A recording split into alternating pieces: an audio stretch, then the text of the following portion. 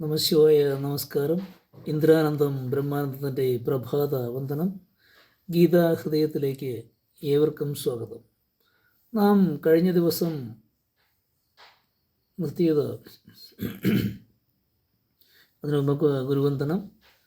സദാശിവസമാരംഭം ശങ്കരാചാര്യമധ്യമാം അസ്മദാചാര്യപര്യന്താം വന്ദേ ഗുരുപരമ്പര. കഴിഞ്ഞ ദിവസം നാം ശ്രദ്ധിച്ച ശ്ലോകം 30 അവസാനമായി ശ്രദ്ധിച്ചത്. അവിടെ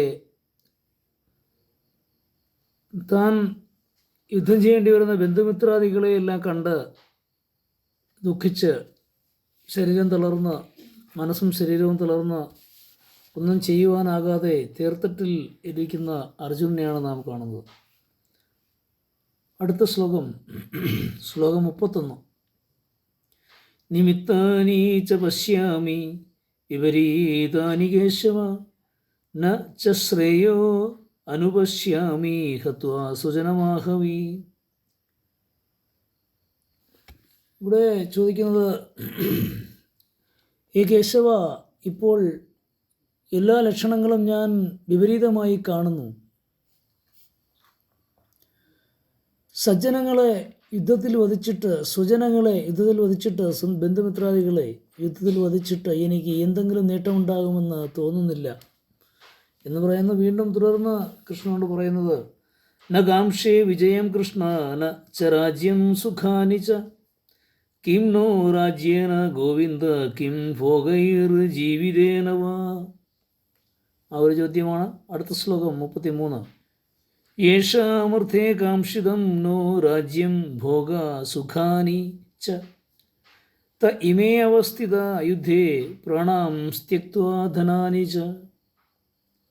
ശ്ലോകം 34. ആചാര്യ പിതരഃ പുത്രാസ്തൈവ ച പിതാമഹാഃ മാതുലാഃ ശ്വശുരാ പൗത്രാ ശ്വാല്വാ സംബന്ധിനസ്തഥാ. ഈ 3 ശ്ലോകങ്ങളുടെ അർത്ഥം പറയുമ്പോൾ, ഹേ കൃഷ്ണ, ഞാൻ വിജയം ആഗ്രഹിക്കുന്നില്ല. എനിക്ക് രാജ്യവും വേണ്ട, സുഖവും വേണ്ട. അല്ലയോ ഗോവിന്ദ, രാജ്യം കൊണ്ട് നമുക്ക് എന്ത് നേടാനാവും? ഭോഗങ്ങൾ കൊണ്ടും ജീവിതം കൊണ്ട് തന്നെയും എന്ത് ലാഭം? ശ്ലോകം 32 അർത്ഥമാണ്.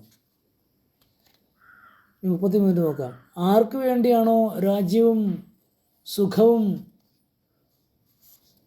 എല്ലാം നാം ആഗ്രഹിക്കുന്നത്, ആ ആചാര്യന്മാരും പിതാമഹന്മാരും ശുശ്രന്മാരും പേരക്കിടാങ്ങളും ഭാര്യ സഹോദരന്മാരും ബന്ധുക്കളും എല്ലാവരും താങ്കളുടെ പ്രാണനും ധനവും ഉപേക്ഷിച്ച് ഇതാ യുദ്ധത്തിനായി വന്നു ചേർന്നിരിക്കുന്നു. ശ്ലോകം 33, 34 ചേർത്താണ് ഇത്രയും പറഞ്ഞത്.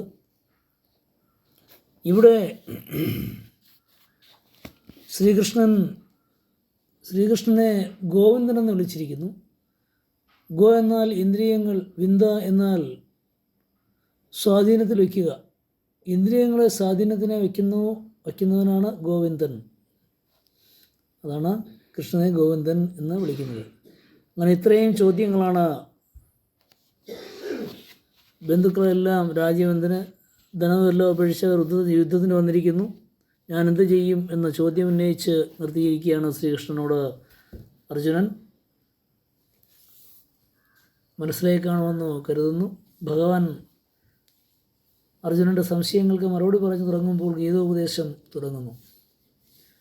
അടുത്ത ദിവസങ്ങളിൽ നമുക്ക് അതിലേക്ക് കടക്കാനാകുമെന്ന് വിശ്വസിക്കുന്നു.